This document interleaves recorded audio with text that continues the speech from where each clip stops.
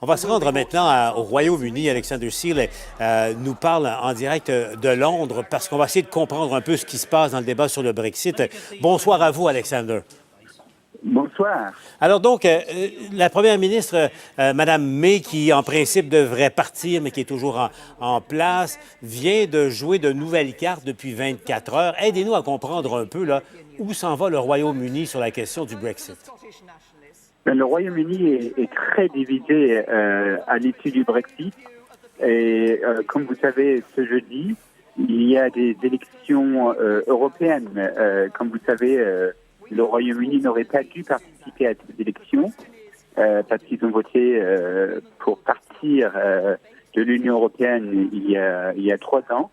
Et comme le Brexit est reporté, le Royaume-Uni sera obligé de participer à ces élections européennes. Ça, c'est une chose. Après, tout au long de cet après-midi, il y avait des rumeurs, on entendait des rumeurs que Theresa May, la première ministre britannique, allait démissionner. Et finalement, c'est un ministre en charge avec le Parlement qui a démissionné cet après-midi. Et elle a enfin dit qu'elle ne pouvait plus croire que le gouvernement pouvait délivrer le Brexit. En fait, elle ne fait plus confiance au gouvernement de Theresa May. Et donc, c'est une Brexiteère. Et maintenant, la question est à suivre. Est-ce qu'il y aura d'autres ministres qui vont démissionner ce soir ou demain? On ne sait pas. Et à la veille des élections, c'est très tendu.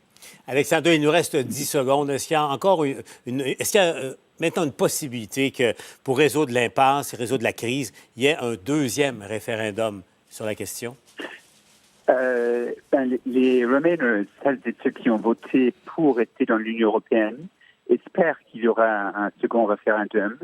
Pour l'instant, les chances restent très minimes. Mais il va falloir regarder les résultats des votes des élections européennes pour savoir quel parti pro-Europe, par exemple, font un bon score. Va remporter. Exact.